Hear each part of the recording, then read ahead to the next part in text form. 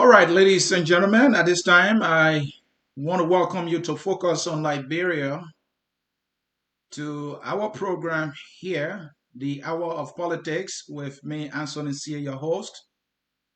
Welcome and welcome to the broadcast. It's Tuesday, and as always, it is the Hour of Politics. And as always, I am your host, Anthony C. Welcome to the broadcast. In today's edition, the most talk about remarks by the president that he recently made at the Forky Church. That's why we are trying to analyze for you. The president said a whole lot of things. We want to break down for you as we always try to do so that people can definitely try to understand what happened, and it is our contribution to our community that when leaders, politicians, and some individuals say some things, we need to break it down. And as you know, this is the hour of politics, and so we will be doing a political analysis, though political analysis, but we will be taking it from every angle. Uh, Things need to be taken from so that we can all understand what message that the president tried to get across. Let us be reminded before we go into it, we play a music that was a Liberian music, Kebe. I don't want to go much into that. I think you enjoy the music. But also, before you listen to a little 1 minute clip of the president speaking at the Forky Church, where he delivered why I am so sincere consider as a sermon, was the CDC Youth League singing, a powerful praise and worship. As you could tell, they were so energetic, they were in high spirit, and that was on the celebration of the president's 54th birthday when the CDC Youth League, as they call them, gather. I don't know where, but they gather somewhere, and that place they had gathered definitely looked like a church, and they were singing and singing, thanking God, in my opinion, for their leader, President Weah, who is the leader of the CDC. And I think they were trying to thank God for his 54th birthday. Welcome to the broadcast. And you also, like I said earlier, listening to the little clip of the president there. President said a whole lot of things, and it is my job to break it down for you to analyze it politically and also to analyze it from a real life experience so that we all can understand what the president was up to when he mounted that pulpit and deliver what I am classifying as a sermon that he did deliver, and it was intended as a remarks, so to speak, for his birthday. He was reflecting, but he said a lot of things. He went into politics as well.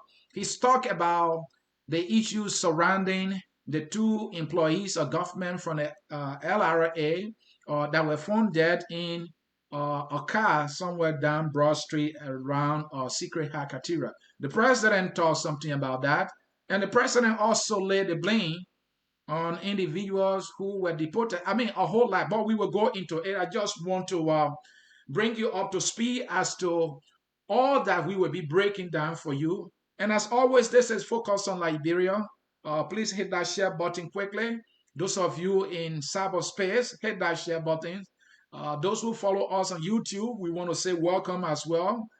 Continue following us, like our Facebook page. Also, subscribe to our YouTube channel so that you can get the notification whenever we are live, bringing you information that is balanced, fair, and positive for your forward march for our forward march, I should say, as a country. And so, welcome to the broadcast. Let's get started here quickly. I have already given you a unique overview of our topic, and so let me remind you that our topic here is entitled sermon at Forky. When Jesus Christ delivered the Sermon on the Mount, it was called Sermon on the Mount. I don't know, I'm not a Bible guy. I don't know it was Jesus Christ who did that, but somebody delivered a sermon on the Mount. And so it was called Sermon on the Mount. So when President Weah mounted the pulpit at the Forky Church, where he did deliver this sermon, the best way to describe it is Sermon at Forky. Forky is a church that was organized and built by the president, where he worships for the most part, and he's always happy to be at that church, uh, speaking on a lot of national issues, and he make a lot of news there, and that is why we are here to break it all down for you. So yes, folks, our topic, Sermon at Forky, an analysis of President Weah's recent remarks at that church or his church. Welcome, and let us get started. But we can't get started saying we are talking about the president delivering a sermon at Forky. We can't get started without showing to you what are the elements of a sermon. I know there are some people that have some disagreement that know what the president delivered was not a sermon. So let me do a little brief analysis on that, for them to get to understand why it is considered as a sermon. It is a sermon because the person who did deliver the speech is known as a rabbi. In the very speech that I played, or statement that I played earlier, a clip of it, not all of it because of time, the president referred to himself as a rabbi. I mean, at some point he said he was part of a musical group that called himself a rabbi. A rabbi will always be a rabbi. But again, you all know, or many of you know, if some of you don't know, let me break that news to you today. The president sees himself as a rabbi. And who is a rabbi? A rabbi, if you read the Bible, rabbis are people who are solely designated for the teaching of the gospel. And at some point, they do preaching too. Individuals who have that vocation, that devotion, all right, of teaching the gospel, they are considered as rabbi. Especially the people of Israel refer to them as rabbi. So President Weah is a rabbi, and when a rabbi mounts a pulpit and he delivers a message that has something to do with God, then of course that person, I want to believe, deliver a sermon. So let me show you something here quickly as we go forward quickly into this topic. For those of you who are here, our phone lines are already open. Waste no time. Maybe you should wait a little bit. I'll let you know, but I just want to let you know the phone lines are open for you to call so that you can agree and disagree with me. That is the essence of this platform. So as you can see on the screen there, folks, these are elements of sermon. So we will look at the elements and sermon, and then we'll take the whole speech or remarks by the president and be able to analyze it on the basis of the elements of a sermon. So let's look at some elements of a sermon. What constitutes? What are the things that need to be in a remark delivered in a church or at an elephant, in order to be considered as a sermon? What are the things that need, or what should we look at or look for in a statement delivered by a man of God, a person of God, a messenger of God, a rabbi? What are the things we should look at or look for in order for it to be considered a sermon? So we are looking at some elements of sermon. Okay? So for the element of sermon, we have, in order for it to be a sermon, the preacher must have the right attitude. The preacher must do solid preparation. The sermon must be grounded in the words of God. It must be Christ-centered. There must be, we're looking at commitment to intelligent, the sermon must be intelligent, all right? And then it must be delivered from a deep conviction. So was the president not convicted by the message? Someone will argue, or I can say, yeah, he was convicted. Applicable to people's life. Did he say things that are applicable to people's life? And the person also must follow the rules of good spoken communication. So some of those elements, you will agree with me, were contained in the president's message. And that is why it is important for us to agree and understand that the president actually did deliver a sermon at Forky Church. And so this brings us down to our topic, the sermon at Forky Church by our president, George Weah. So folks, let's go into the sermon. I'm not going to tease you. We will go into the sermon right away. So I just show you the elements of a sermon. So using the elements of sermon, let analyze the sermon that was delivered by the president or in a church. In the elements of sermon, we look at the right attitude. Right attitude means the preacher, the person delivering the message in the church. Does the person have the right attitude? What do you think? Do you think President Weah exhibited the right attitude at the time he was making those remarks at Forky Church that I, Anthony, say consider the sermon at Forky Church? What do you think? Was he in the right attitude? Did he exhibit the right attitude at the time? Well, I give it 50-50. President Weah, to some extent, exhibited the right attitude. And I will tell you why. And I will also tell you why the attitude that the president exhibited, President Weah having to be the preacher of the message, I will tell you why he was 50% and why he was not 100%. So let's look at the attitude exhibited by the president as he delivered his message at Forky Church. I say yes, the president exhibited the right attitude up to 50% because the story that he told about his life is something that we can relate to. Remember, in the elements of a sermon, one of the ingredients that we look at is that message that the person is preaching or delivering must be relatable. It must be applicable to people's life. And on that basis, I want to say to you that yes, the message that President Weah delivered, and when I say message this time, I'm talking about he told his life story in the church. Now, mind you, now the president has just turned 44, and his birthday celebration, was ongoing, and that was when he, mentored the people at the Forky Church, and he started talking about his life, using his life to inspire others, using his life as an example that today others may be going through struggle, but when they work hard, they can succeed tomorrow. When they work hard, their situation can change tomorrow. And that when they pour in all the necessary hard work, life can be better for them tomorrow. And that, condition is not permanent. Sometimes it's our way of approach can become permanent, especially if we refuse to change our ways of approaching whatever situation may be permanent. And since we are all Liberians, there's a common saying in our community that no condition is permanent, right? So, in terms of the president's story, he had a right attitude.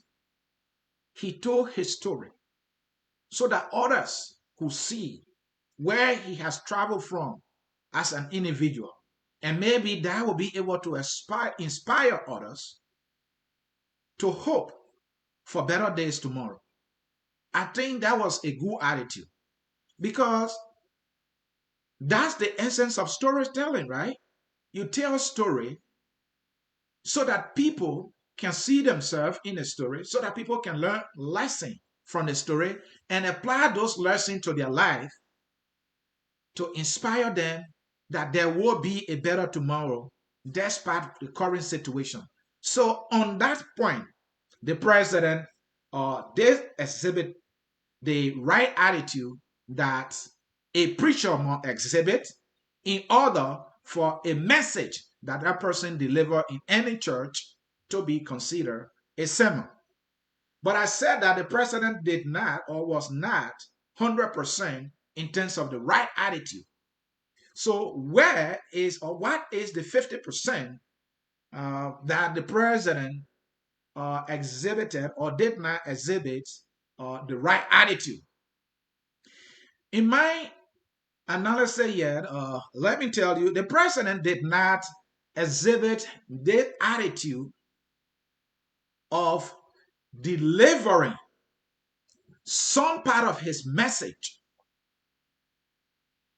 from solid preparation.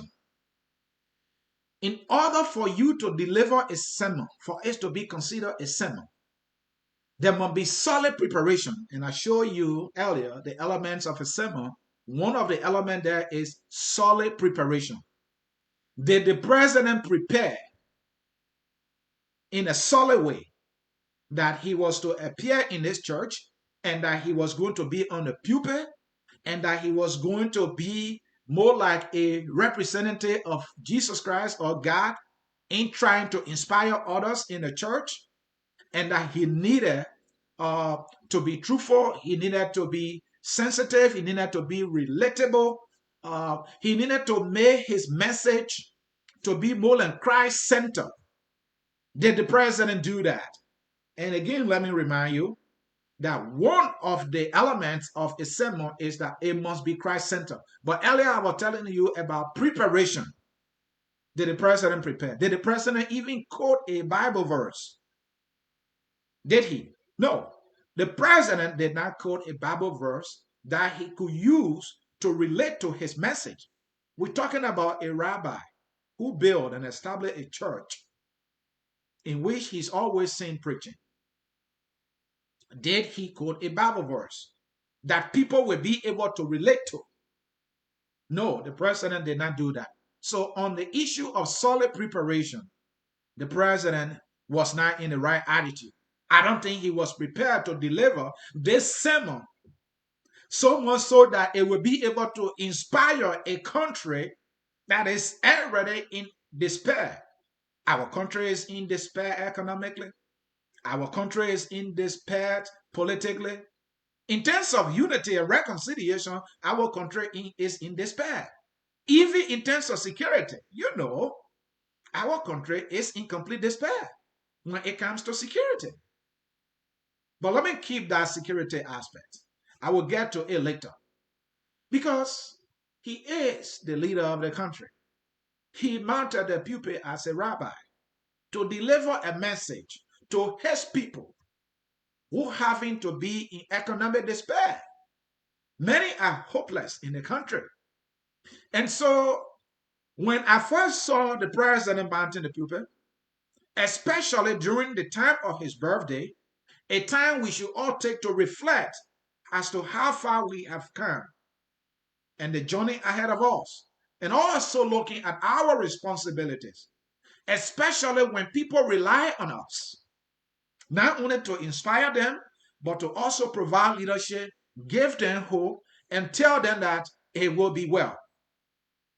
When you find yourself in that position as a leader, as a father, what do? You must prepare, and not just preparing just any kind of lay. You must prepare solidly. No, you cannot just get prepared any kind of lay.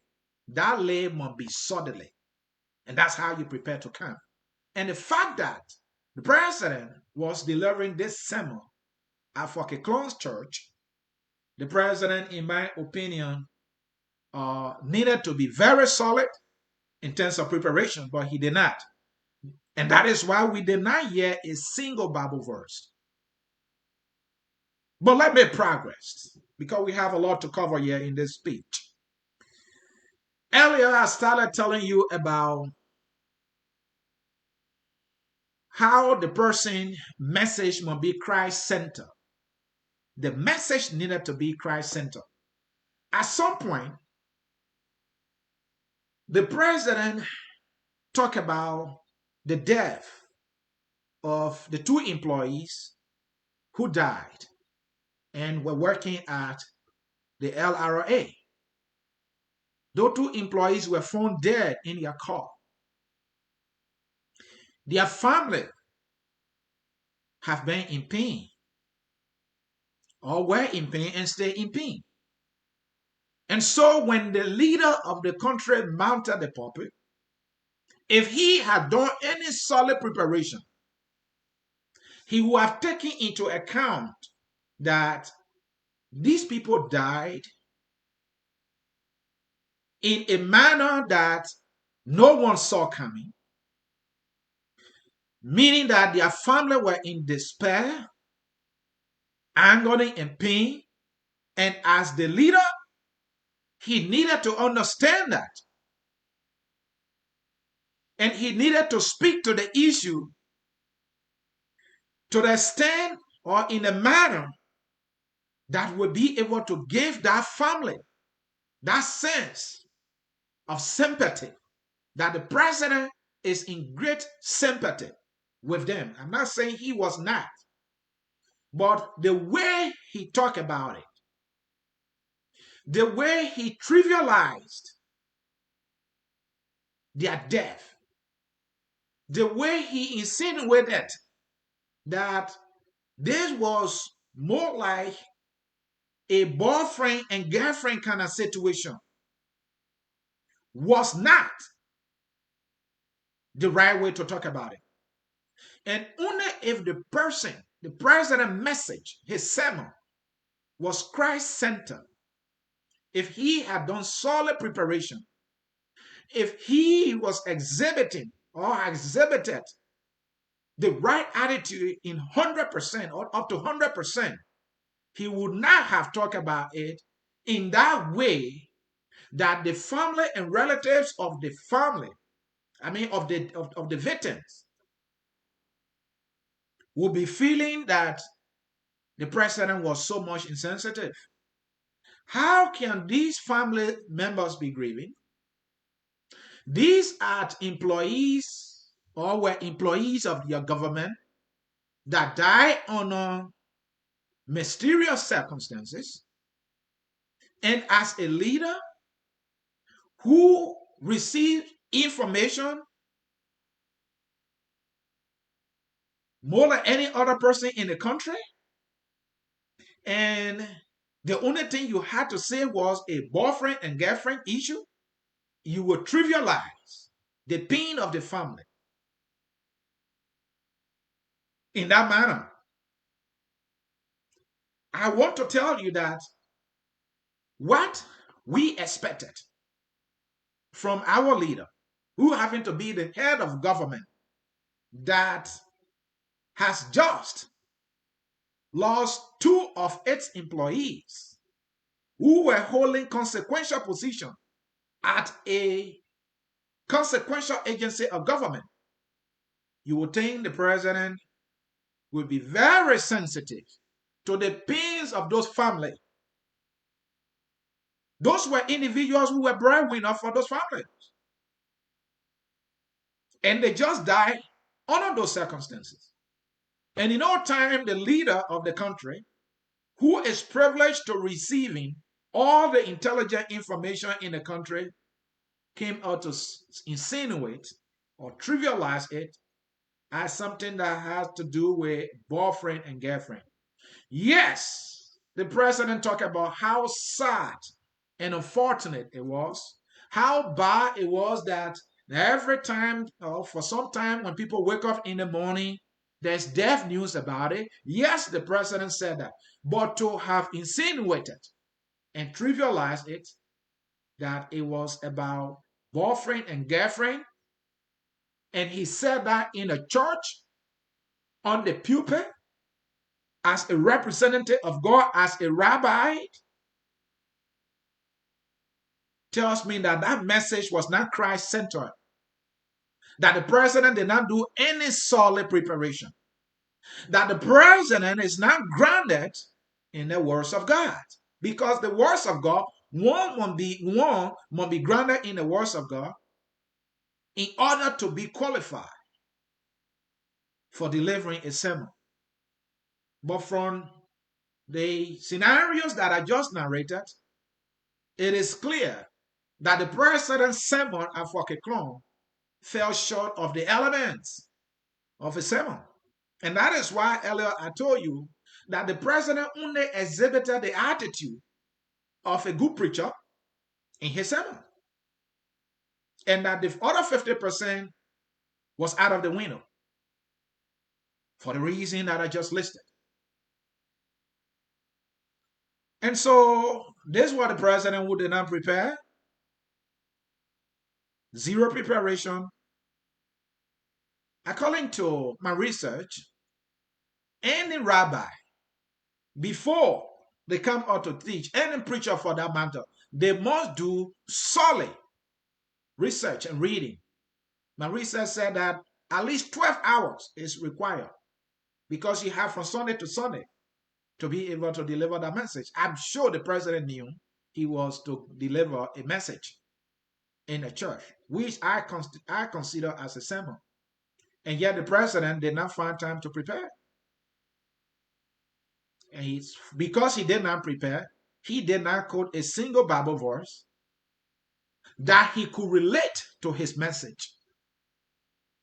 The president did not do that. So let me progress. The message, I said, was not Christ-centered.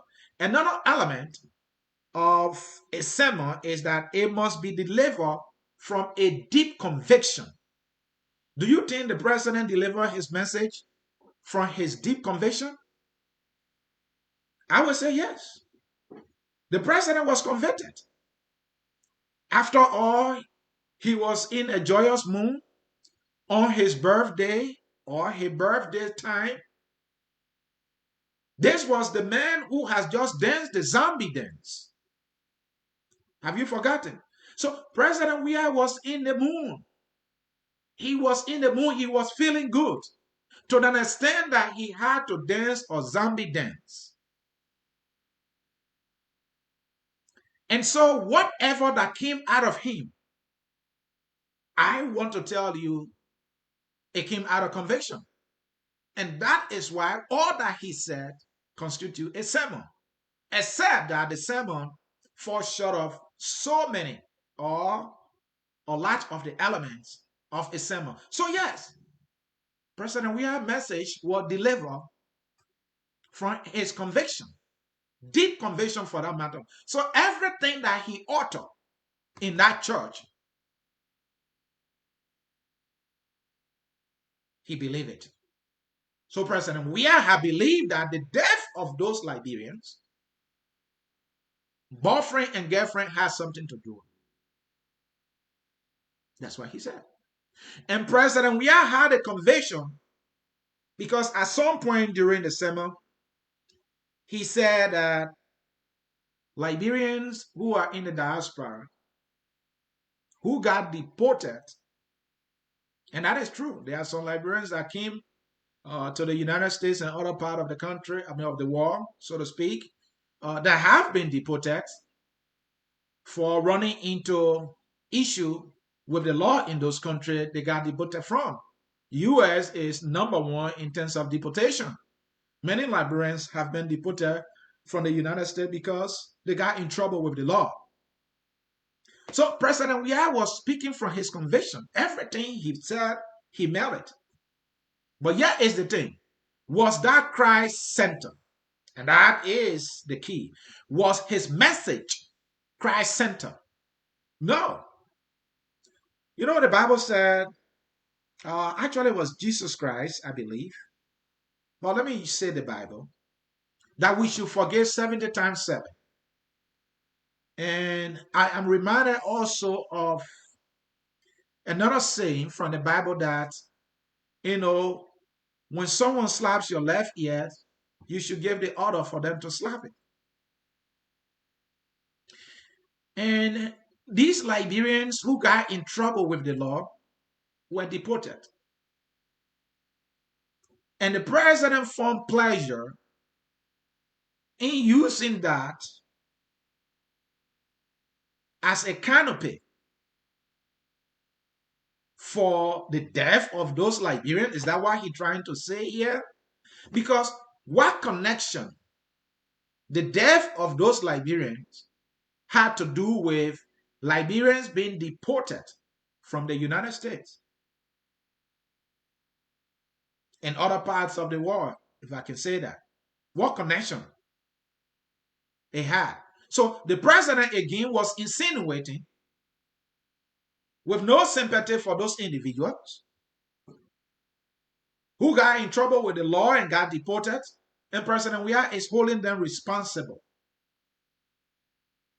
for some of the killing in the country, for some of the armed robbery into the country. He might have a point. This is the president. He gets a lot of information. But my point here is, does the president find pleasure in that? That his citizens got in trouble with the law in other countries and they were deported? And he saw that as a tool to use as he delivered his message, and also talking about two employees who have just died from his government. What is the connection? What point was he trying to make here? But let me progress.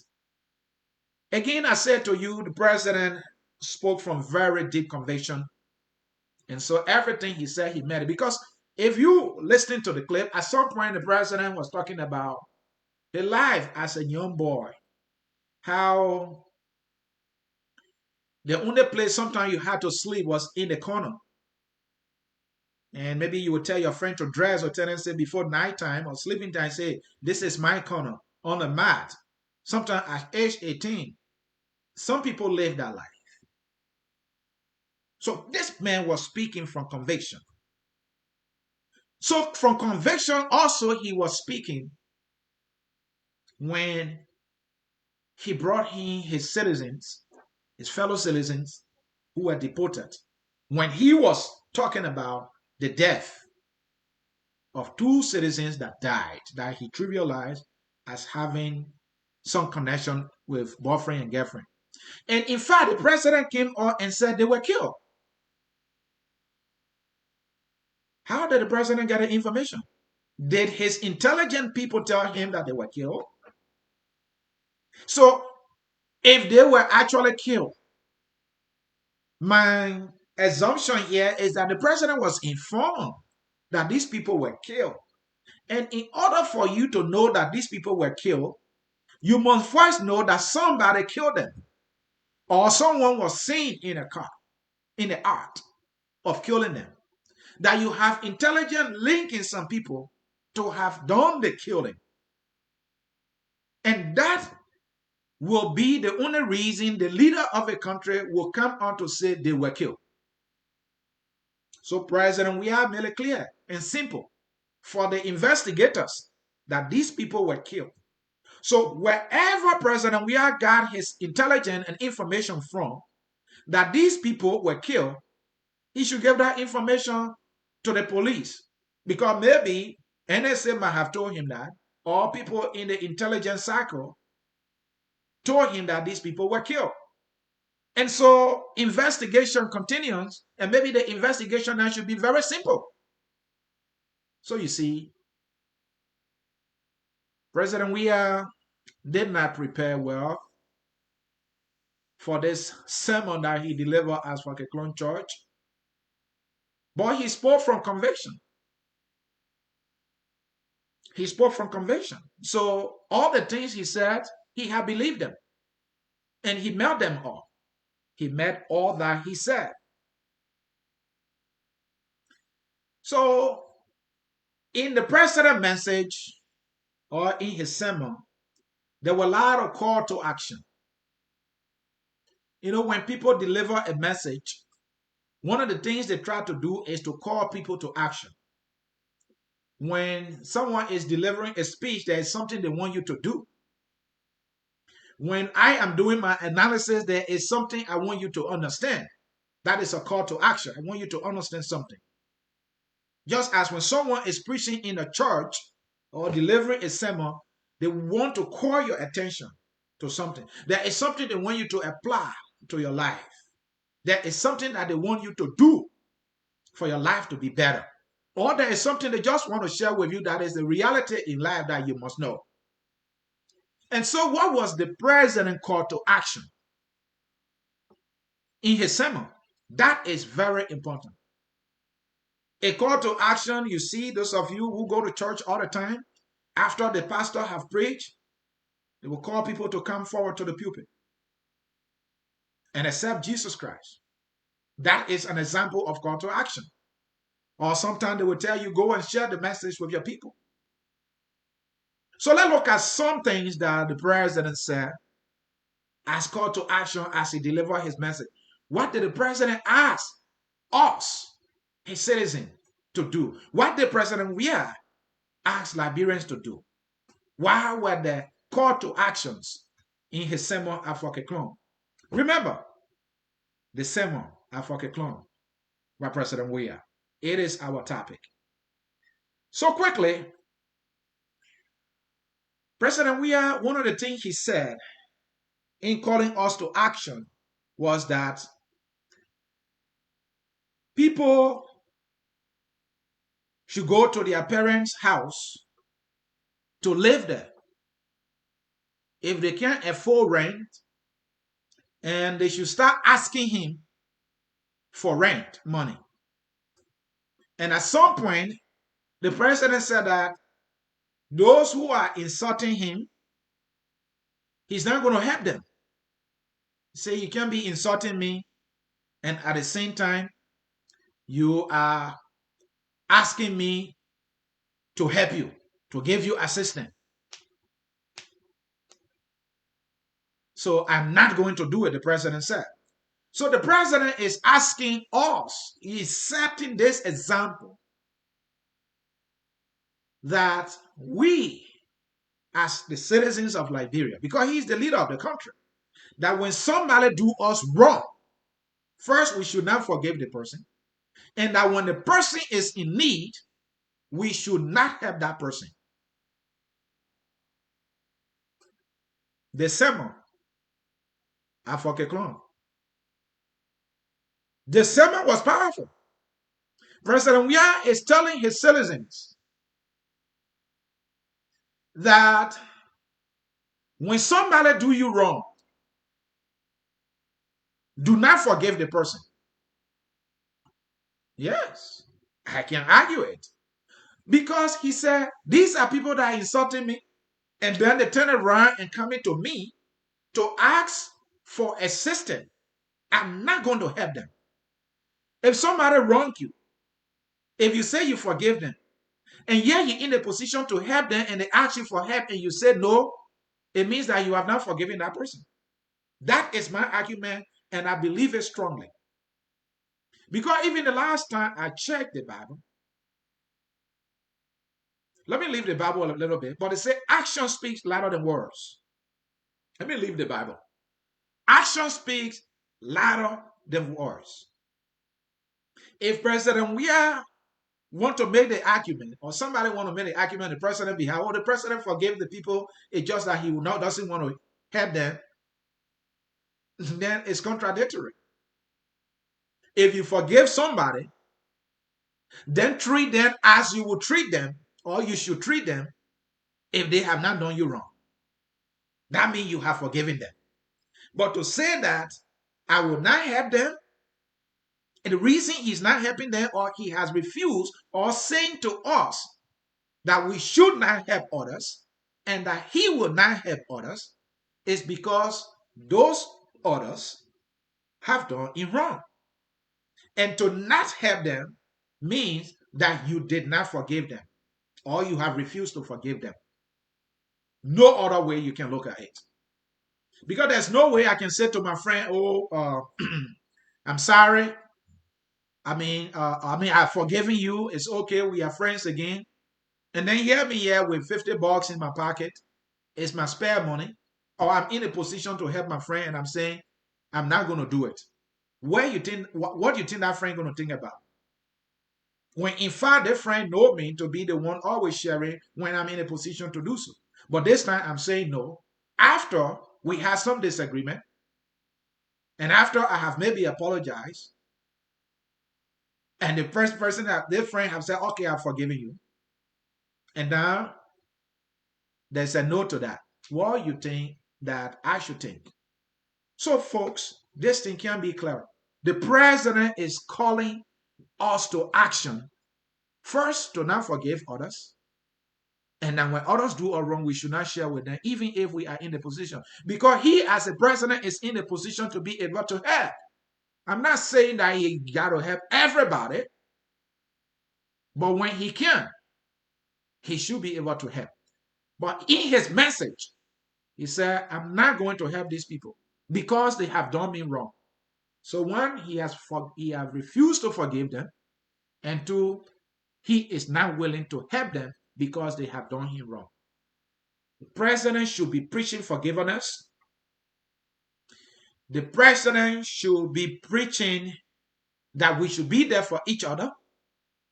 If he believes that we should forgive each other and be there for each other, then he was in the wrong to have said, even though it is his right, but he was wrong to say that, oh, I'm not going to help them because they hurt me or they insulted me. So let me progress. So that was a call to action by the president. And the idea that people should go back to their parents' home because they can't afford their rent, and that they shouldn't ask, why are they calling me? People calling me to ask, asking me to pay their rent. If you can't afford your rent, don't call on me. Go back to your parents' home. This is debatable.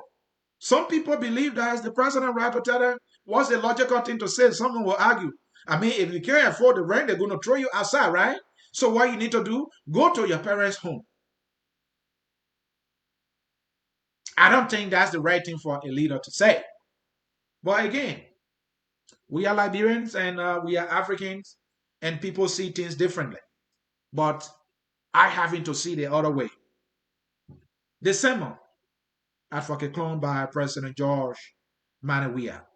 At some point, the president was very emphatic on the issue of peace, peace, peace. So let's talk peace here. Let's talk peace here. Let me read something to you. President called us to action to be peaceful and respectful.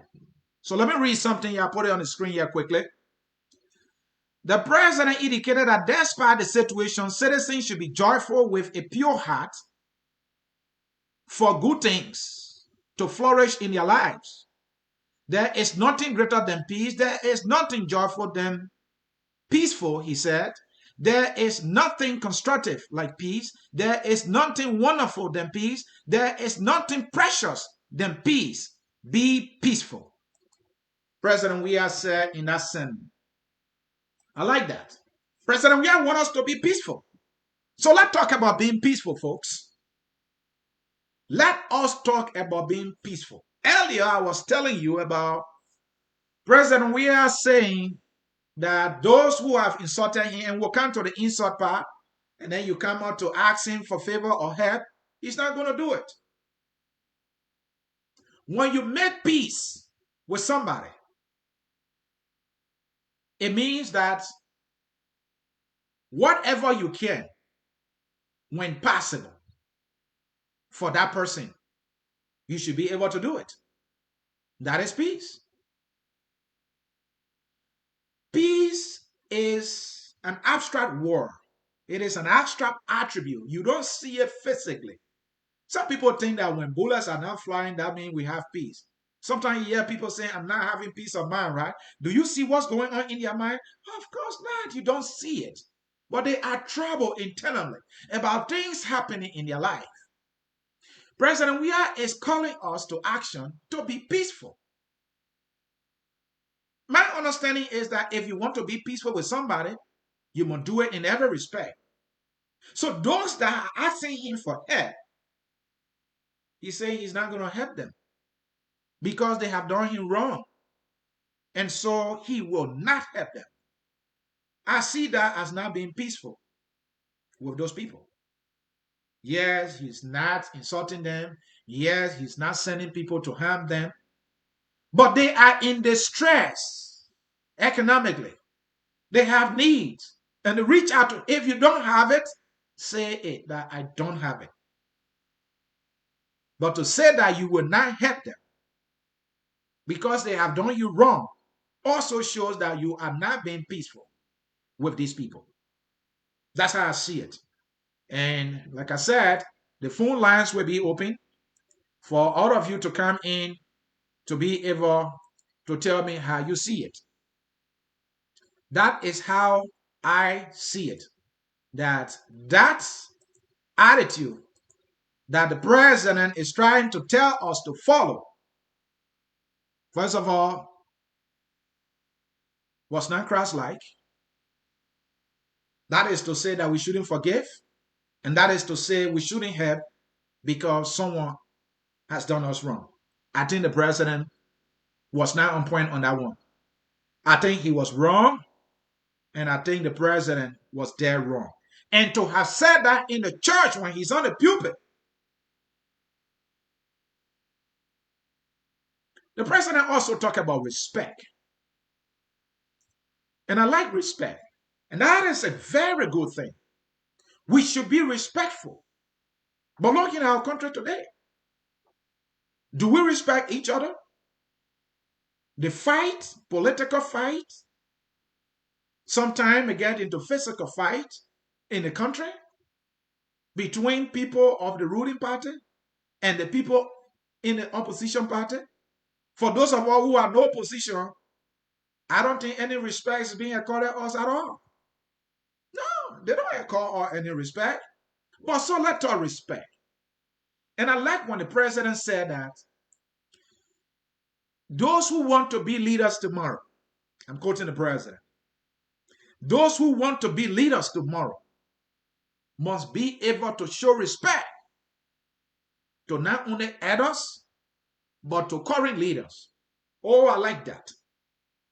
But let's see where the president or how the president is doing when it comes to respect. It is important for me to bring to your attention before I go further with this respecting that President Weah as a character has demonstrated that he's a peaceful man. There is not much in his life known publicly about violence. And so there is a huge portion who know President Weah to be a peaceful man.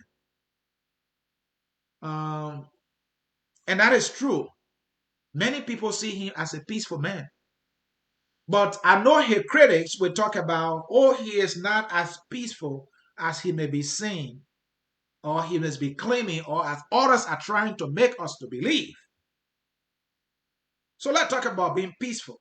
So President Weah, yeah, and I'm also talking about respect. So that is the accusation out there,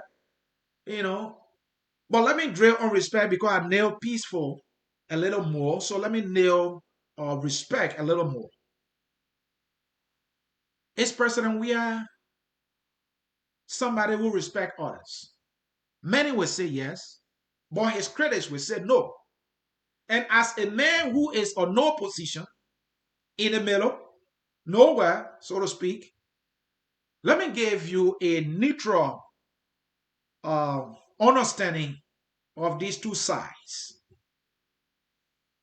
Those who say that the president is respectful, I don't know their understanding of somebody being respectful, or that when you don't insult anybody, you don't harm them physically, you don't call their names, then you are respectful. If that is respect, then maybe they have an argument. I repeat, if those who see President Weah as being someone who is respectful of others, of leaders, just about anybody, and if the definition of respect is only not to insult people, not to talk them down maybe, not to be physical or harm them physically, then maybe they have an argument. But being respectful is not only by not insulting somebody, it's not only by not making physical injury on individuals, or not just insulting people. No, it is not. That is not the only way to show people respect. If you are involved into acts, or if you are giving acquiescence to others to mentally disrespect others, and you have the ability, or you are in the position of leadership to make those individuals to stop that, and you allow it, and you enjoy it, you are as guilty as being disrespectful to those individuals just as the people who are doing it, or physically or directly. That is my argument. And so President Weah has called us to be very respectful. And so looking at the holistic definition, interpretation, and explanation of respect, the president cannot claim victory on respect. The president cannot claim a clean record on respect for elders and others and leaders in the country. Oh no, he cannot claim that, because whatever you claim you are, you live, you do, you act, you demonstrate in every respect. Just like President Weah, the mere nature, his embodiment, his entire being, he is an icon of soccer. And so you see that in his life. Everywhere he went, even when he took over Munich, when he was flying here and there, people were bringing him football. He was even playing football. We show pictures of him here while he was president, dancing, practicing, and yet and there. That is who he is. He lives it every day. When friends are around him, when he's talking to them, he talks about football. When even he's on the pulpit preaching, the clip that I showed to you earlier, he also talked about football. That is his life. So you see it in every respect. The same is with the quality of respect. If you are a respectful person, it must be seen in every manner, shape, or form. Yes. So let's talk respect.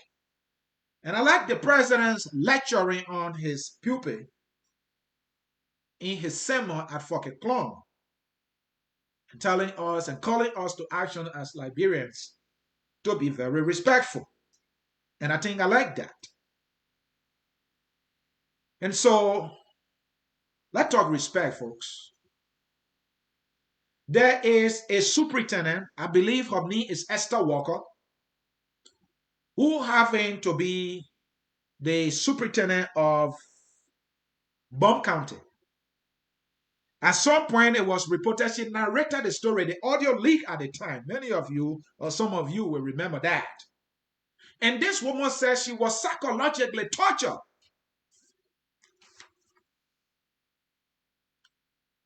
by people in the president's cabinet. They accused her of a lot of things, that she was lying and that she was carrying rumor. And this woman said she did not say those things. She was tortured psychologically. And she had her soft drink, a bottle of Coca-Cola that she was drinking. And she said she could not even finish that bottle of Coke that she was drinking. When she was seen in the midst of officials of government, my memory tells me Samuel Twelve was there. My memory tells me Nathaniel Magay was there. And these individuals torture her psychologically. She got traumatized. That was not respect. That was done to the acquiescence of the president. That's why the lady said. And we did not hear anything be done about it by the president. So let's talk respect. Dua Howard Taylor narrated her story of disrespect, how junior officials in the CDC government have consistently disrespected her to the acquiescence of the president. Our understanding is that the president at some point did make an apology. And the first I mean, not the first lady, the vice president apologized openly to the president. At some point, the vice president was made to go meet the president at the airport where she carried flower, like a flower girl. And in her interview to Front Page Africa, she said that at some point she felt like resigning because of the gross disrespect being shown to her by officials of the president's government to the acquiescence of the president, and nothing has been done. Today, the vice president is in Ghana. Our information is that she was sick, and that's why she was flown to Ghana, and she's responding to treatment very well, and that she's stable, and that she's not feeling good enough to return. So let's talk respect. Let's talk about Alice Cummings. At the very beginning of this administration, Alexander Bernard Cummings, like the government was telling these opposition people, you guys want to criticize, you guys don't make any recommendation. All you do is criticize, criticize, criticize, and criticize. In fact, the Deputy Presidential Press Secretary, Smith Toby, who is always here with us, I focus on Liberia, on the program Q&A, with Smith Toby questions for the president. He came up with something he called CCC, but I call it the triple C. He said the opposition, all they do is condemn, complain, and something, and criticize. Condemn, complain, and criticize. He said that's all the opposition bloc does. But Alice Cummings and the folks in the government said at the time, and they continue to say they don't give any recommendation. They only do this thing, complain, criticize. So Alice Cummings had put forth recommendation at the time. Same man who was at that time the presidential press secretary to President Weah came out and said that Cummings should go and sell Coca-Cola. Cummings should go and sell Coca-Cola. In other words, saying we don't need your recommendation. I think that was disrespect to Cummings. And it have been anybody else. And if at all the government has done it to anybody else, that is also disrespect. President Weah is telling us that we should respect leaders. We should respect others. Others who want to be leaders tomorrow should respect people who are leaders today. There are others who want to be leaders tomorrow. They have been disrespected. At some point at the early age of the administration, when people were voicing their criticism, which is necessary in our democracy, folks in the government told them to shut up. Remember the favorite sign? It was like this. Len Eugene Nambi, who happened to be the information minister. Now he got a new appointment. He was seen with his finger. Eugene Fagon was seen with his finger like this, telling Liberians to shut up. That was disrespect. And the president did not say a thing about it. So, folks, let's talk disrespect. President Weah is telling us that we should respect others. So, as a leader, he should be able to hold his followers accountable, that they should show others respect. Because respect, as they always say, is earned. We all must earn the respect that we desire. And for the government to earn the respect, for the president to earn the respect, he must be able to hold his followers accountable, his officials accountable, who are showing disrespect to others. That's the only way it works. We all must be able to respect each other. He's right. But he's wrong for not holding his officials accountable. That means that indirectly President Weah is not showing respect to others.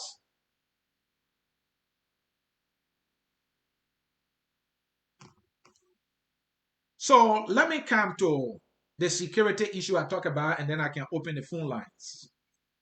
Let me talk about the security issues I talked about earlier, and then I can open the phone line. But let me conclude on this point. President Weah, during his statement, he said,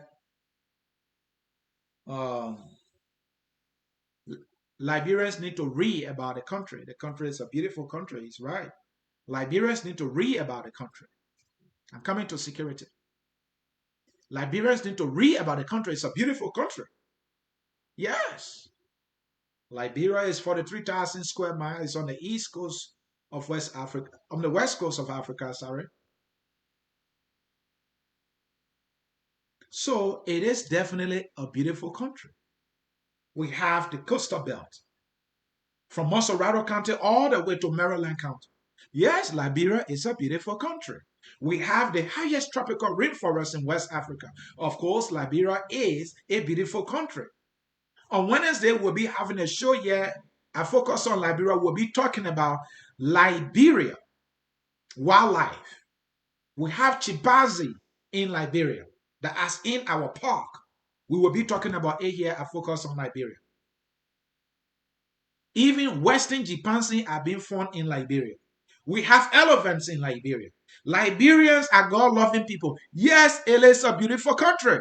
President Weah, that is a history that we all know. You are right about that. But do you also know Liberia has a history of violence? Have you forgotten that history? Liberia has a history of people being killed secretly. You forgot that history? President Weah? That is another history. And then now these things start to happen in any government. As it happened in past government, the current leader must be very cognizant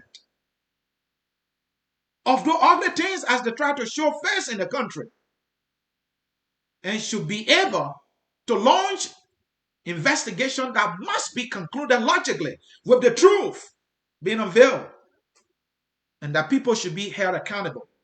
Because when you don't see that happening, then a dangerous precedent is being set, or a source of a potential violence is being created. So yes, President Weah, the history of Liberia is beautiful. The history of Liberia is also ugly. And that is a fact that we should agree. And so let's talk about security, folks. Is your country secure today? And what are we doing? What is our government doing? What is President Weah doing? He's telling us to be respectful, to be peaceful. Peace is not just the absence of war, but the presence of justice, according to Dr. Martin Luther King. I repeat, peace is not the absence of war, but the presence of justice. Are Liberians getting justice today in Liberia under our current administration? In previous administration, Liberians did not get peace. Did not get justice. And that is why we saw the war. And so if we do not want war, if we want to be peaceful, if we want to be respectful, then the solution is justice for our fellow citizens. Justice in the land, in every respect. Not physical justice. Justice in terms of economics as well. Because far too long is these economic issues and political issues that bring about this violence that sometimes gravitate to something, out of sinister or chaotic. So yes, President Weah, I must say to you, being peaceful is a good thing. But peace is not just the absence of war, it is the presence of justice. Can this government give us justice? Previous government did the same thing. They did not give our people justice. And so the country got plunged into a nasty civil war that ripped off 250,000 of our fellow citizens. Today, those individuals have not gotten justice, even though a peaceful man we were made to believe President Weah was elected to bring us justice. President Weah, you love peace. You are a peaceful man. Give us peace. What is peace? It is the presence of justice. So, President Weah, if only you can bring the issue of the war crime court, then you will start to being peaceful. President Weah, the death of the two individuals, if only you can start to ensure that the investigation will be concluded, it will be done thoroughly and speedily, and that the truth will be brought, because you told us that these people were killed. So we want to see the killers. You said that they were killed. Even though you trivialize it as a boyfriend and girlfriend, but you make a big news that they were killed. We need justice. The people of Liberia need justice. The family of these individuals need justice. Thank God you said they were killed. I'm sure you got intelligent. You did not just get up to say in the church that they were killed. So the investigation that the LMP has launched, I would think by this time we'll get at least the first preliminary report. The president said that people were killed. We need justice. So let's talk justice. Because all that talks being peaceful or peace. Peace is the presence of justice. So let's talk peace. So is Liberia peaceful? Is the country secure? With people getting killed here and there. Armed robbery going all over. So let's bring to you some of the things that have been happening in the country that show to you that Liberia is not peaceful as others want us to believe. So many deaths. There are many people that have been dying. But for some reason, this one enters the president's sermon. So maybe Liberians should be hopeful now in terms of their security, that there will be some outcome out of this particular death, two of them. Because this is the one that entered the president's sermon. So the president might be, touched by this. So maybe we should be hopeful. There are many people that died. I'm not saying the government killed them. I don't have the facts. But there are many people that died. There are many people that they melted valor against. And nothing came out of it. But those instances, those cases, did not make it to the president's pulpit or in his sermon. And so let's hope that the fact that this one enters the president's sermon, we will get some logical conclusion in the words of the president. President always talk about logical conclusion. And I love logical conclusion, because why would you rather have the logical conclusion? So President Weah, this thing has entered your sermon. You said the people have been killed. Maybe we should trust you that your intelligence is solid. So let our intelligence also be able to identify the killers. Let those killers be brought to justice, because when justice comes, that is how we get peace. You are asking us to be peaceful. Justice or peace is the presence of justice. So should we be peaceful? Should we be hopeful that there will be a logical conclusion? There are many deaths that did not enter the president's sermon. The first is Matthew Innes. Matthew Innes died. We were told it was a hit and run. That did not make the president's sermon. And so as we speak, I don't know what the logical conclusion is. I think the logical conclusion was that it was a hit and run, because that's why we were told.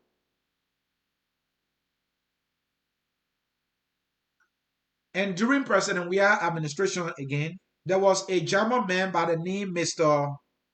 Jagin Skudiman. It's a German name, so forgive me if I'm butchering that name. He's a German man. in the Buchanan area. My understanding is that he happened to be an expatriate. Armed robber went to a house in the middle of the night, 1 a.m., and they killed this man, and he died. He did not make the president's sermon. But the death of the two LRA individual reached the president's sermon. And now we are hearing that there's another hit and run on another employee or LRA that also got killed. I hope that person is going to meet or enter the president's sermon as well. And so then we heard about young man Abraham Tome. Abraham Tome died at the age of 17, and this happened on June 3rd, 2019. It happened in the Kingsville area. Two young children got killed under ritualistic circumstances, as was reported. So the citizens of Kingsville got angry and went into the street instead of roadblocks. They were trying to call the attention of the authority to do something about it. Police came in. From one thing to another, the police opened live bullets. And during the time of the live bullets, 3 young people sustained bullet wounds.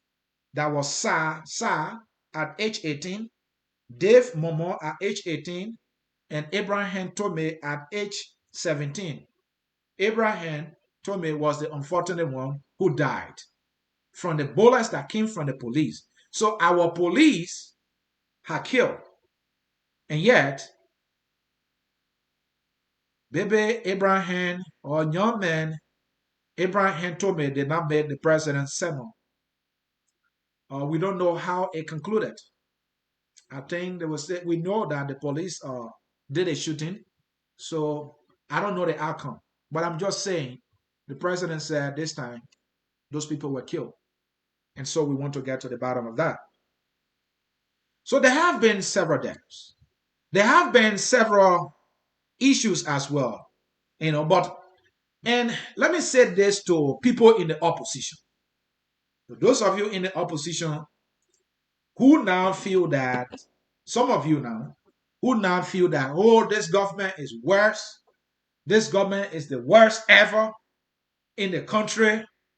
And especially my friends or folks in the Unity Party, where are you coming from? Folks in the MPP, where are you coming from?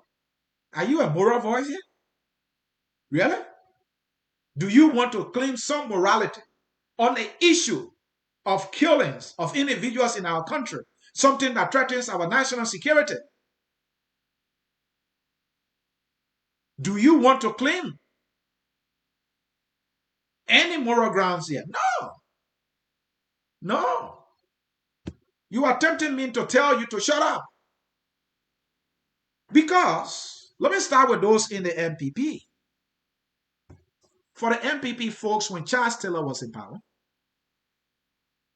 people would harm. I remember in Dogole, he was wrapped into his mantra and flogged on the order of President Charles Taylor. Under President Charles Taylor, the ATU was very ruthless. They would grab you and beat you. Chucky Taylor was beating people. And you want to come and claim some morality here? Taylor was a ruthless killer. And so the MPP people, maybe they should shut up. Let me come to the Unity Party folks. During early administration, there were a lot of killings that took place under mysterious circumstances. I am reminded of the death of Harry Grieve, who at some point was at the LPRC. That very popular figure in our country was killed. His body was found on the beach. There was an investigation, and the conclusion we learned was he drowned and that he was trying to swim in the sea in the night. Harry Grieve was swimming in the night in the ocean. How many Liberians do you see swimming all the time in the sea? But that was what we were told. That was the government of Ellen Johnson Sirleaf's conclusion. Harry Grieve was getting critical on the Ellen Johnson Sirleaf administration. He has some significant information about corruption that was taking place at LPRC. Apparently, he too did his, and maybe he was getting screwed on some of those things. So he wanted to talk, and then his life was taken away. The investigation came and they told us it was a suicide mission, that he had killed himself or that he got drowned in the Atlantic Ocean behind the Ministry of Foreign Affairs. When was the last time you saw anybody swimming in that place? Anyway, that was why we were told. So people in the Unity Party should not come and say here, oh, it is this government alone that we see people getting killed under mysterious circumstances. This has been the history of our country. And that is why we are saying to the president, when you are delivering a sermon calling Liberians to action on the issue of peace, I want to remind you that peace is the presence of justice. Can these people get justice? Can the family of these people get justice? Instead of the president telling them the issue may have something to do with boyfriend and girlfriend. And even in the church, he did not express any sympathy for the family. I did not hear President Weah saying, we are sorry. We want to say sorry to the family for the death of these people. My government is going to do everything to get to the bottom of this. President Weah did not come through like that. Maybe he did and I didn't catch it, but I listened to him. He needed to assure this family that there will be an investigation, that the government are going to get to the bottom of it, and that those responsible were going to be prosecuted. Because he already broke the news that they were killed.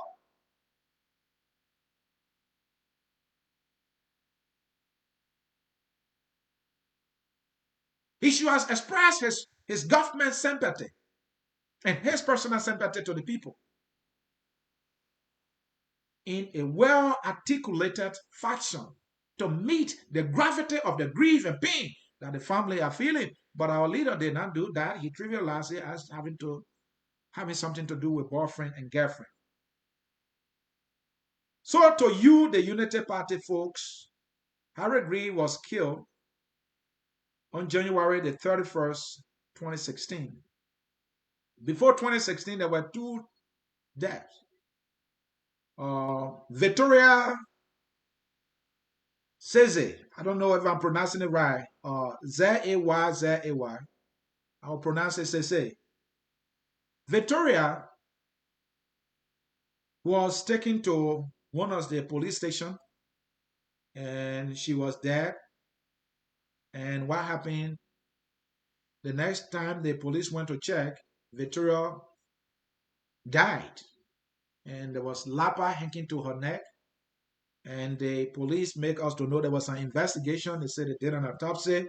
And the same autopsy they said they did with Michael Allison. And I'm going to tell you, and maybe Harry agreed that, they said this lady had committed suicide. The woman, my understanding is that she was in the government or something. But that woman was killed. And then Michael Allison, who happened to be the son, from my understanding, of Great D. Allison, former defense minister of Liberia, was also killed. My understanding is that on the same beach, and this happened on February 13, 2015, during Ellen Johnson Sirleaf administration.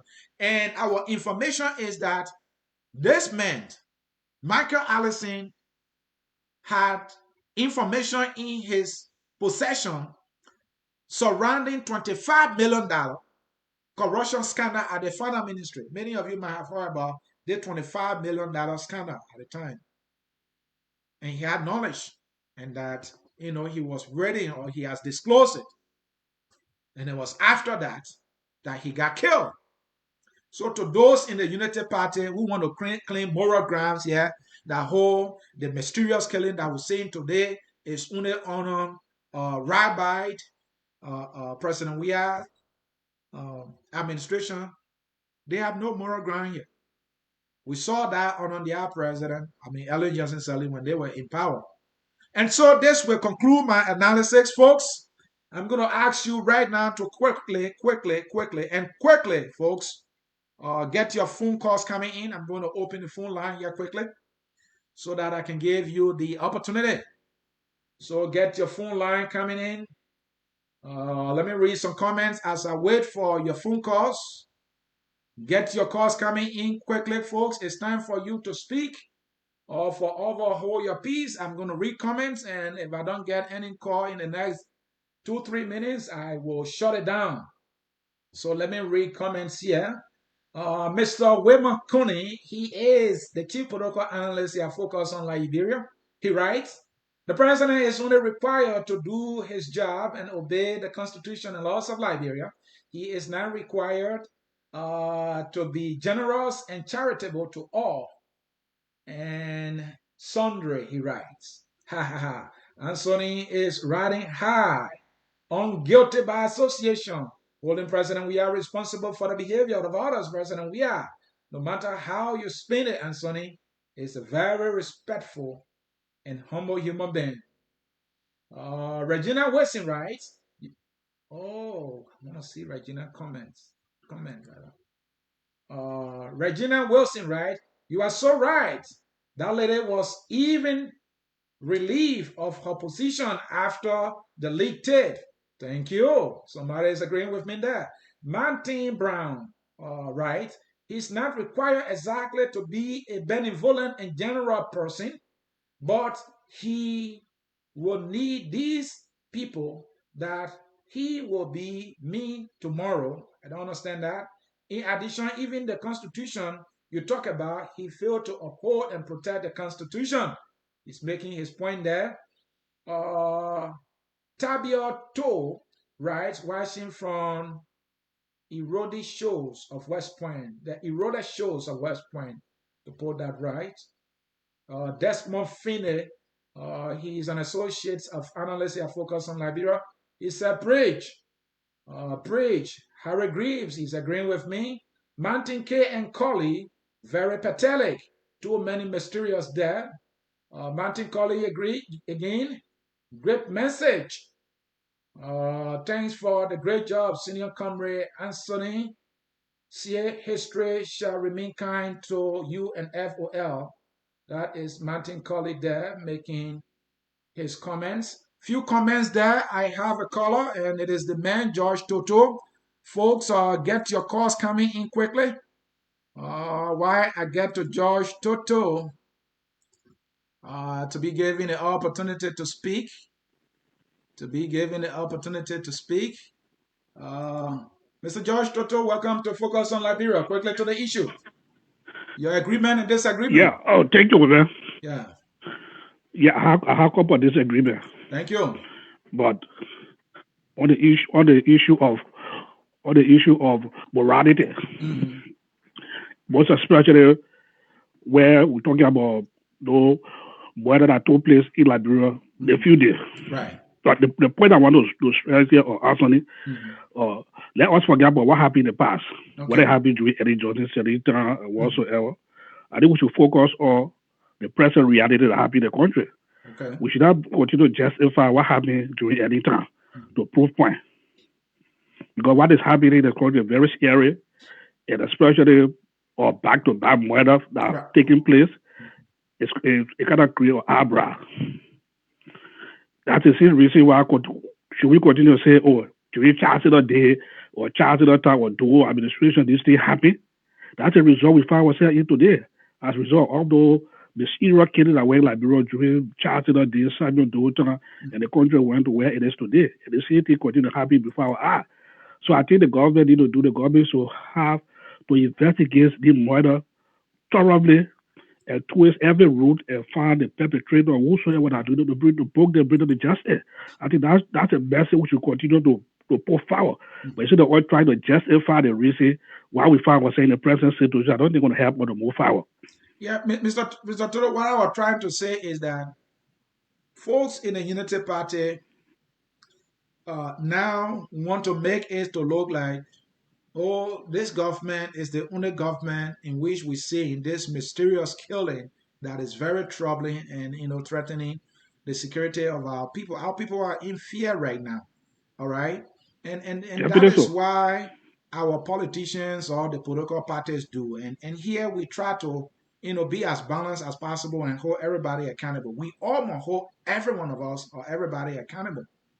This is not new. This ugly behavior is not new. I'm not justifying at all.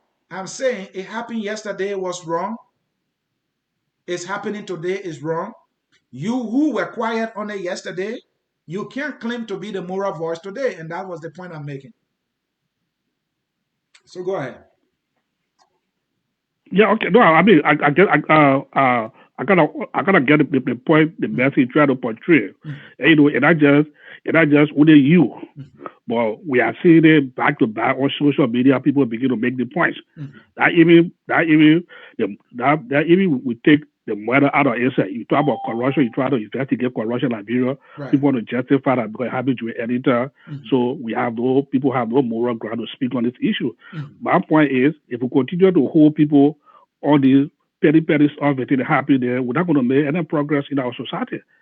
If government or institution or policy to deal with things, most especially what happened, But if we continue to give reason, it happened, those they happy this, and like you read it here, I think this is that our politicians need to come forth.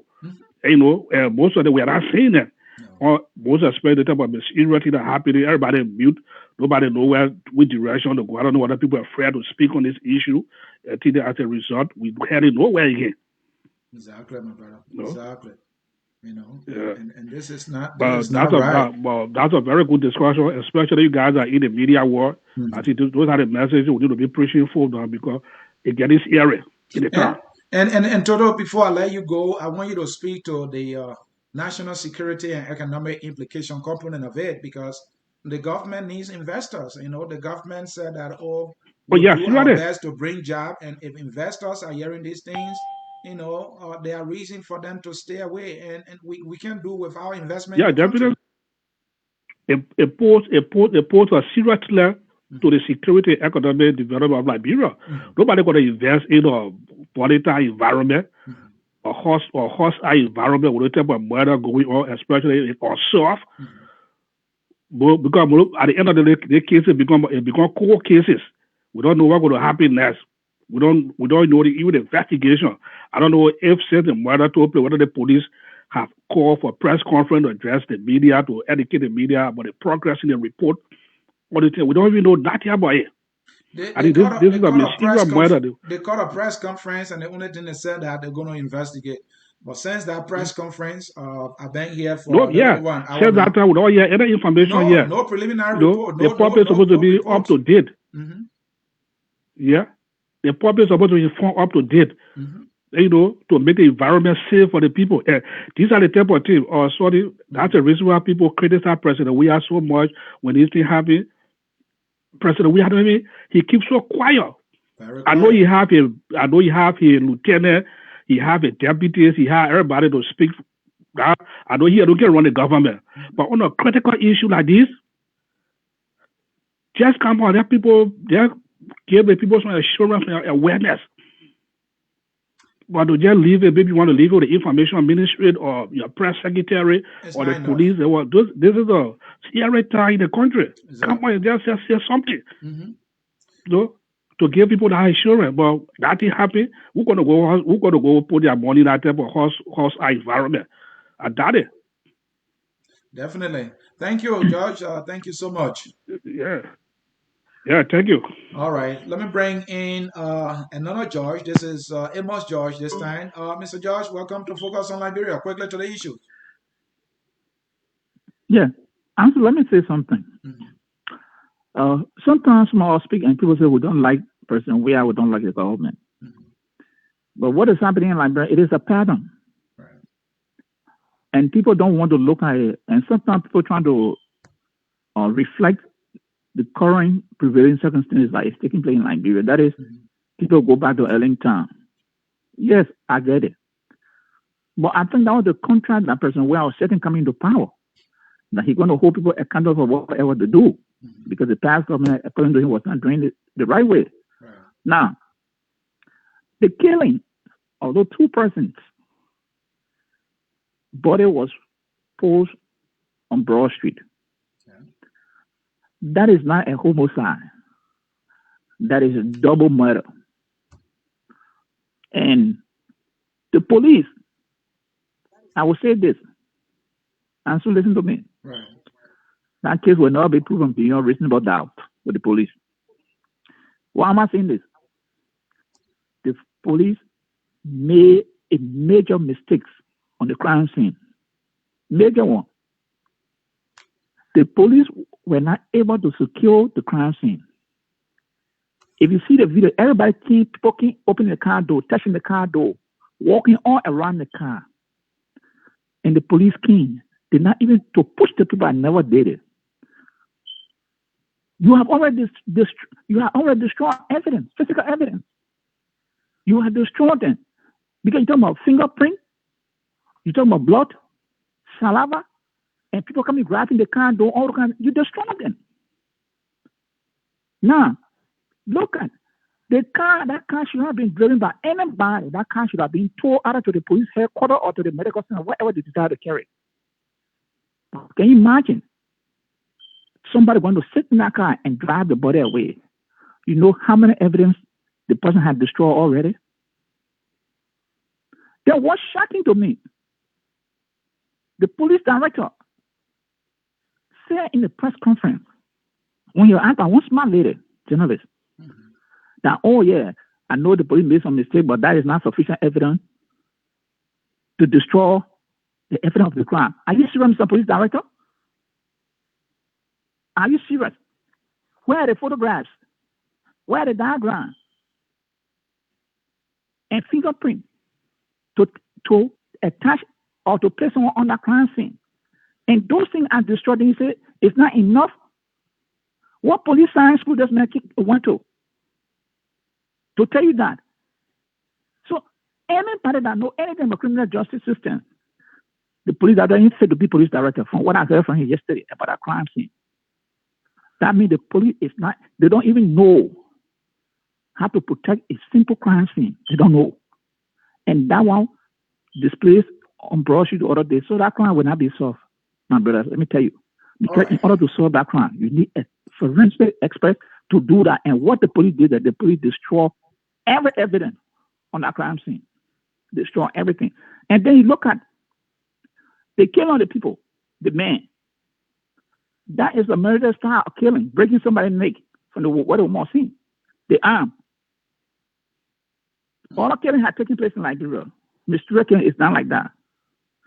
So people should look at that also. Now, let me jump on this other issue. I heard the person spoke about respect the church. But, Mr. President, when you get on national stage, I think during your campaign or the terror campaign, you talk about whipping or leg girl. Samuel told him, putting his finger to him, or telling people to shut up.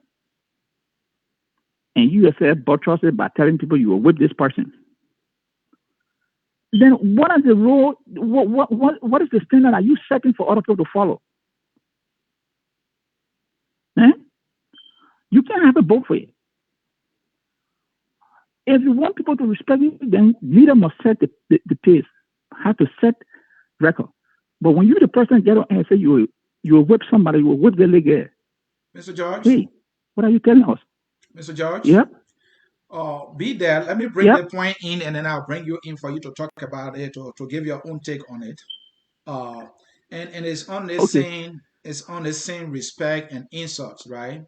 So at some point, the president talked about him receiving about 1,000 text messages, and the 1,000 text messages, according to him, that he received, 99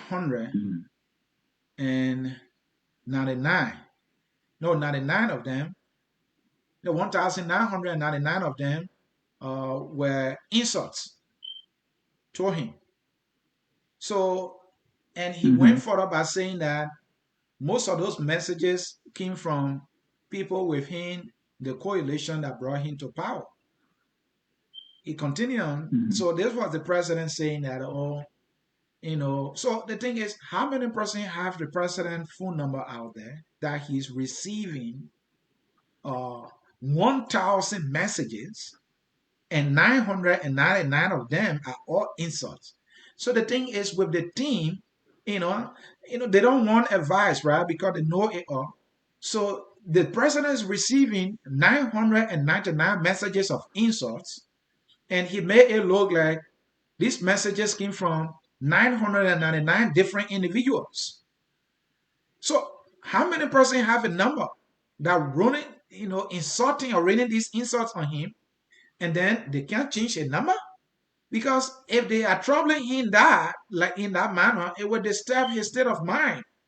And he is the president of the country. You need to be within a good state of mind to be able to do his job. That's one. Keep that.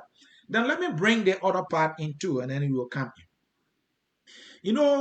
Our brothers and sisters who in the government and support the government say that everybody else hate the government who don't support the government, right? It's so much hate. They just hate the president. And they emphasize the issue of hate, hate, hate, hate. And so let me bring you to this. And they say that the people that hate the president as though they are insulting the president. The very Liberians, the 999 text messages he talked about, and he insinuated that these are people who are from a party. These people, you think they hated President Weah? Because he said that these people helped to bring him to power. So there must be something that not going right in the government that this individual dislike, and they having to be expressing their dissatisfaction in this unprofessional manner. So maybe the president need to search himself. Maybe there's a government that need to look at itself. What are we doing wrong for which we're getting these insults? And these insults are coming from people within our government. These are seditions, according to the president. And another thing that is important to bring in, some we're talking about respect and this hate thing they're talking about. I don't think that everybody hate the president, because insults and disappointment can make people to say things that they will not normally do, especially when disappointment is coming from somebody they trusted. Let's look at the Lone Star game. Liberia supposed to win. When Liberians had that strong belief, we had our Weah.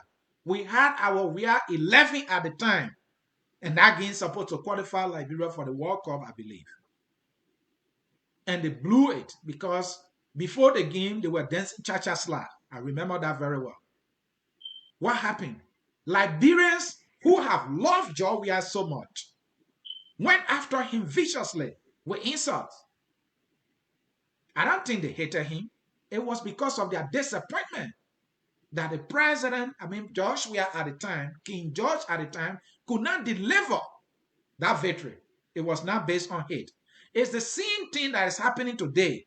Liberians who have had so much trust in President Weah, according to him, 999 text messages to his phone, coming mostly from people from his party insulting him. I don't think they hate him. It's because there is something that they see wrong going on in the government that they don't like.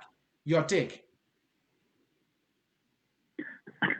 Answer who you are. Let me just summarize what you have said. If 999 messages coming from people who supported George Weah, according to him, are all insults, or has he sat down himself to ask himself, 3 years ago, nobody was insulting me like this, these people. 3 years today, these people are talking to me like this. What am I doing wrong? Has he examined himself? I don't think so. Because, and let me say this honestly, President Weah just made up those numbers. Because there's no way a leader will have those kind of text coming to him. That means he will not do anything on his phone. That number of texts he's receiving, that means you will not do anything. Because it's just like people calling you, So, but however, if he says so, I don't have the data, but I think the president needs to ask himself, what am I doing today that I'm getting all the insult, and what I did back 3 years ago, I never got those insults. I think he needs some soul session. And furthermore, but he went beyond that to say something. And it brings me to the answer that President Weah is very vindictive. He said that if you insult me, I will not get you what you want, because I don't know if you can get it. So if you can get it, if you can't respect me, I will not keep up to you. I will not even think about you. Mm-hmm. And as a leader, it's not how you speak.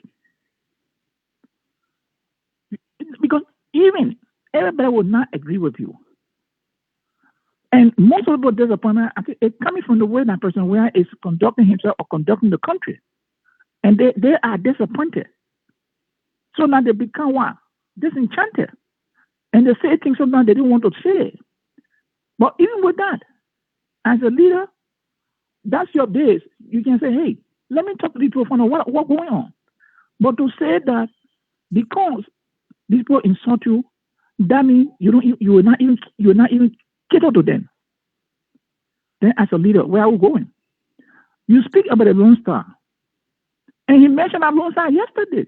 So you can see the people who say that person we are keep married, it is true. Person we are saying yesterday he mentioned how the people accused him of selling the game and the orchestrator he removed from the team and said he left the team. Where is Lone Star today? That was his question. Can you imagine?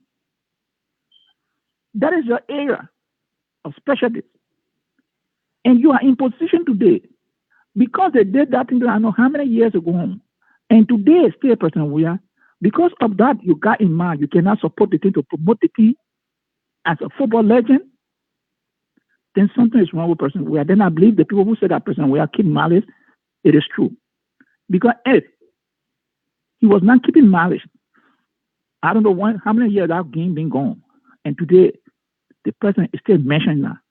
So it tell you, it brings me to the conclusion that person we are, if you're dealing with person we are, you don't have a second chance with him. Because anything you do that he is not satisfied with, he will come after you. Because from the precedent, the instances he incited, it tells me that person we are keeping malice against people. And today, that is what person we are is doing. And as a leader, you buy and employee, you're not supposed to be like that. Right. But if he can excite all these instances he gave you, that is to tell you that we have a trouble in the country, because it means that person we are will not compromise or willing to consider anybody anything they did to him in the past. Because he's still in that church to mention that, and he said, "Why are you begging me? You cannot go to a man and power." Come on, person we are. You are the father of the country. Thank you. If you don't, so I just want to leave it on that note. So, thank you for the time. Thank you. All right, folks. This is how we are going to be wrapping things here. But stay with me. Let me give you my conclusion. Stay with me. Let me give you my conclusion. So we brought you an analysis of the president's speech, sermon at Forky Kloh. It was a sermon that the president delivered in his church. And the president touched on a lot of things. He called us to action, that we must be respectful, that we must be peaceful, we must respect our leaders.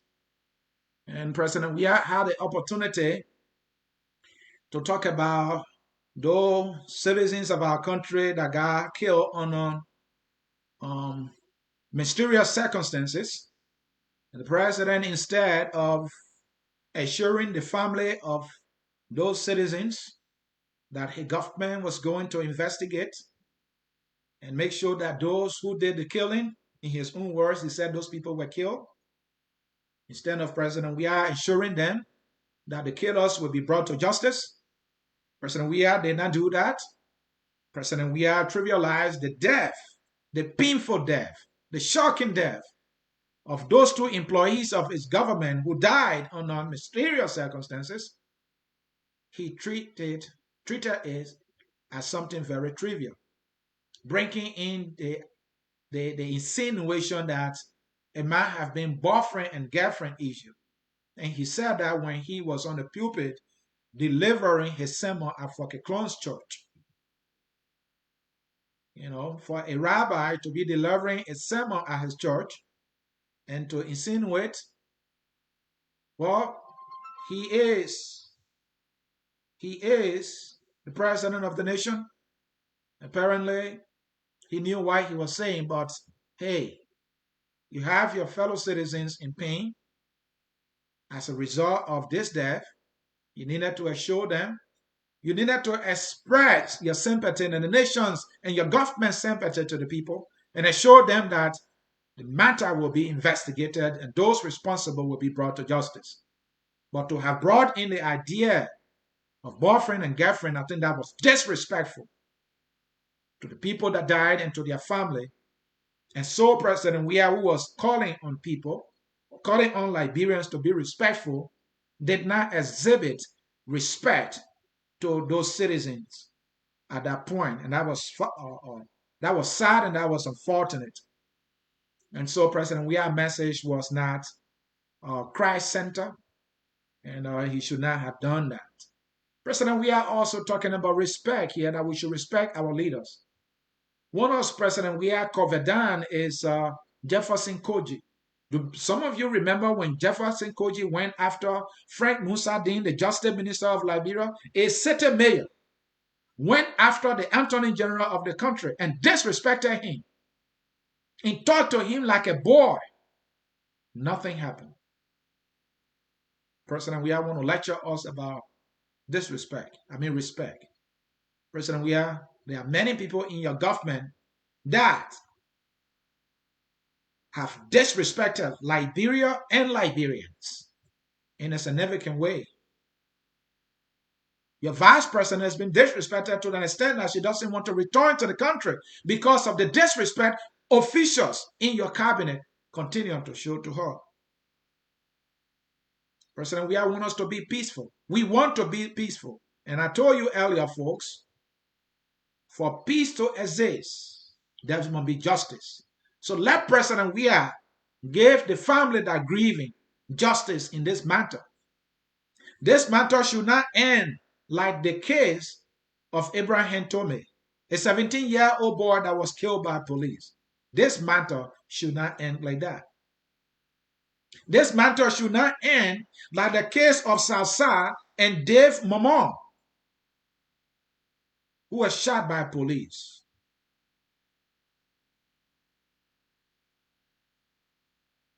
This case should not end like the case of the young children that were killed through ritualistic killing.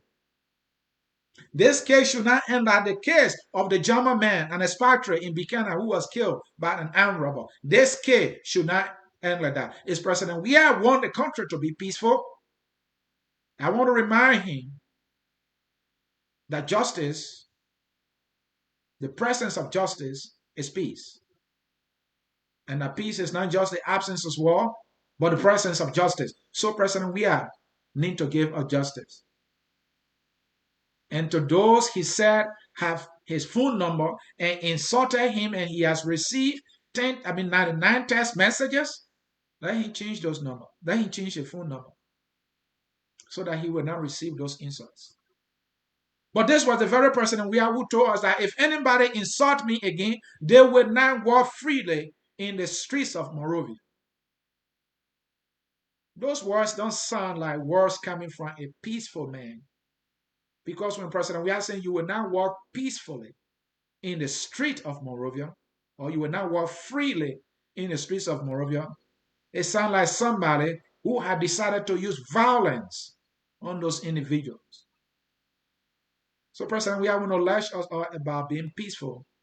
He should not have said those things. When President Weah told us that, I just want to take him on Kerry Street and just whistle him. And he said that in a church again when he was delivering yet another sermon. Those words didn't sound like the words coming from a peaceful man. The sermon at Forky Kloh by George Weah have been analyzed. Today, our people are in fear.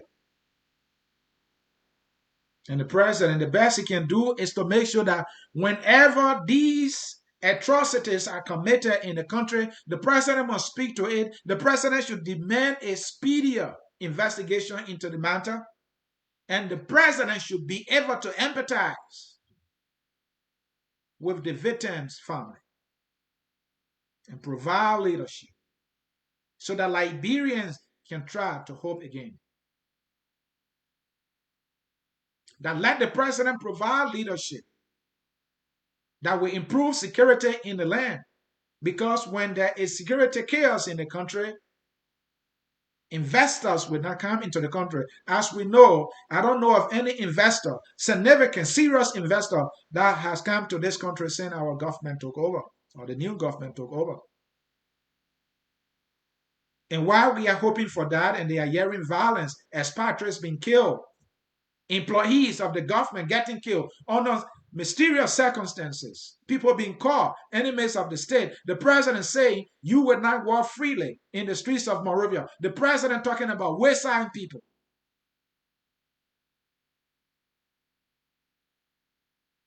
Folks, my name is Anthony C.A. and you just listening to the Hour of Politics, a balanced analytical show here at Focus on Liberia.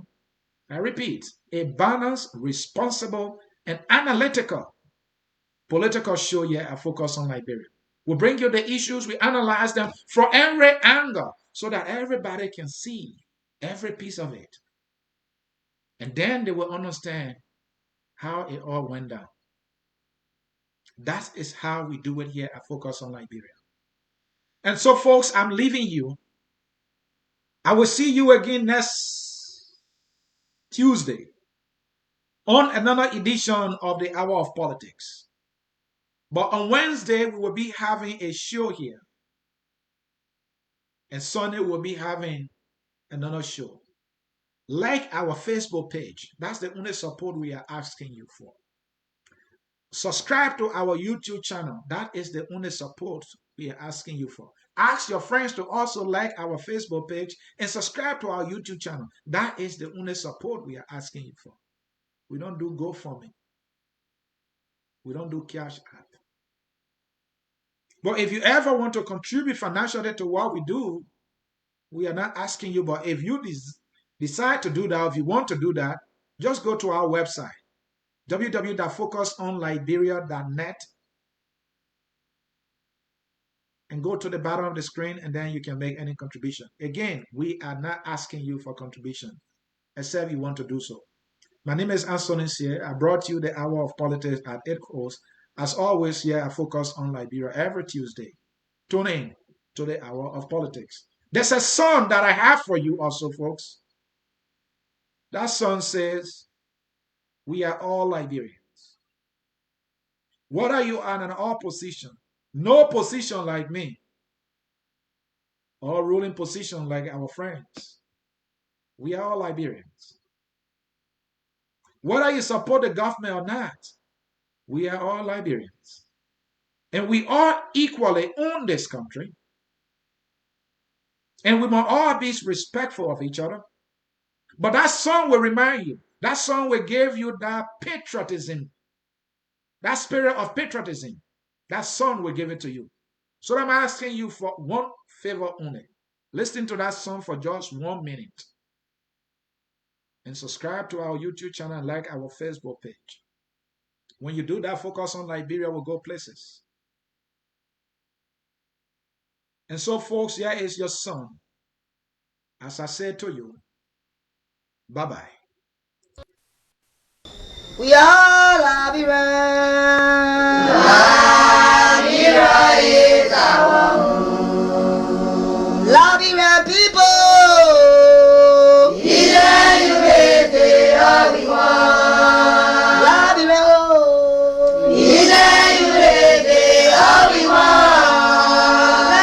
Liberia.